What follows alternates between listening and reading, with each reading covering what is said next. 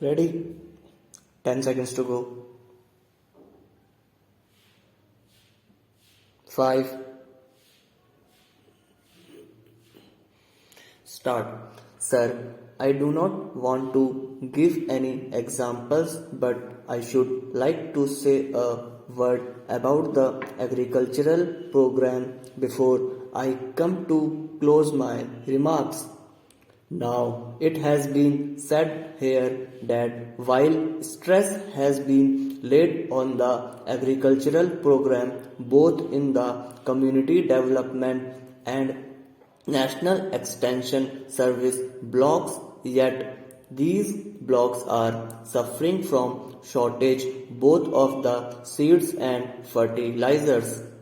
Now, sir, it is surprising that though it is released in theory that our plans can succeed only a proportion as our agricultural program succeeds in all out effort has not been made to provide the blocks with the means necessary for increasing the yield of agriculture, which are so indispensable for agricultural development. Now, sir, if we fail even in these blocks, where else can we hope to succeed? We have our officers here who are charged with the task of looking after certain areas, and yet the result is disappointing. It may be said, sir, that government for no fault of its own is unable to supply these things in adequate quantities. Then I suggest, sir, that the work should be concentrated in smaller areas so that it may yield such results as to make people living in other areas offer their help for their development. Sir, I shall make no quotations because I want to close my remarks very soon. But I should like to refer to the conclusions which have been stated in chapter 6 of the report before us. I said just now, sir, that if there is shortage of seeds and fertilizers, then it is obvious that for achieving the best results, the work should be concentrated in smaller areas. The report says much the same thing. It says that the study shows that the average block is 25% larger than the program's norm in terms of population, and that the large blocks do not have proportionately larger personnel and finance. It is on the whole having smaller blocks, but where the blocks have to be larger in order to fit in with the present administrative divisions, the committee recommends that the block personnel and finance should be proportionately increased in such cases. Again, sir, to guard against wastage of effort, the report recommends that the blocks should be increased in number only as the supply of personnel who could work in these blocks increases.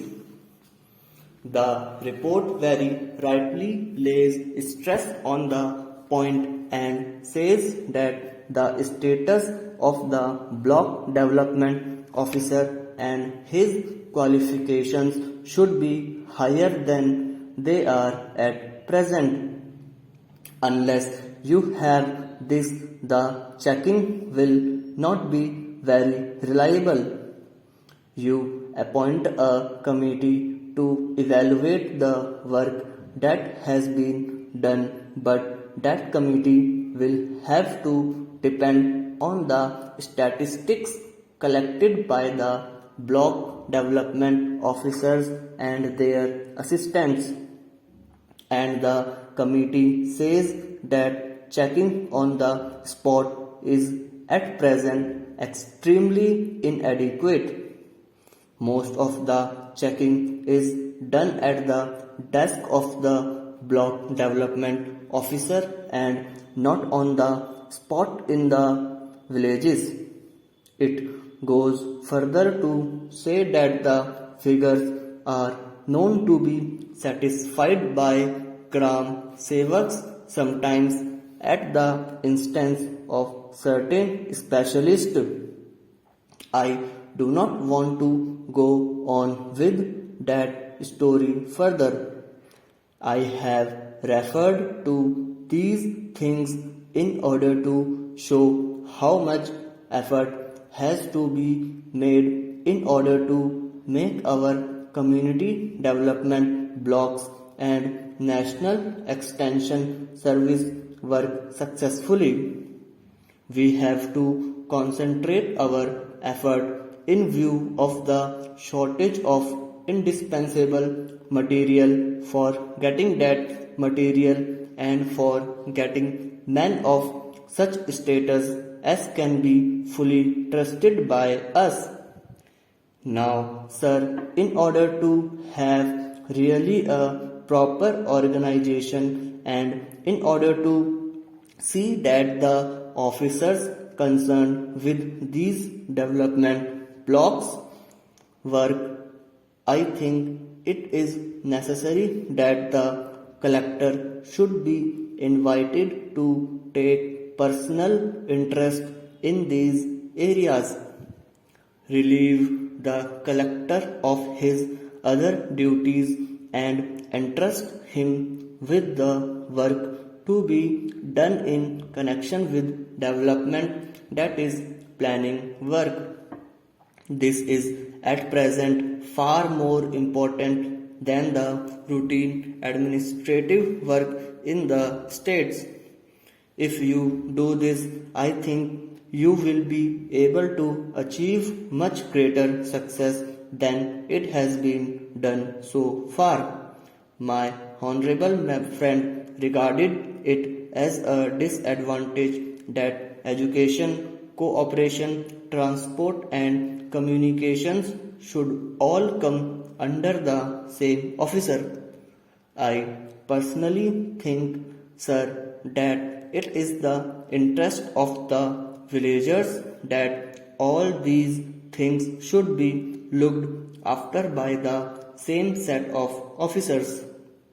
And if you have the collector of a district as the head of this organization in his district and charge him with the special duty of seeing that the community development and national extension service work is carried out in accordance with the program, I am sure that much better results will be achieved than have been achieved so far.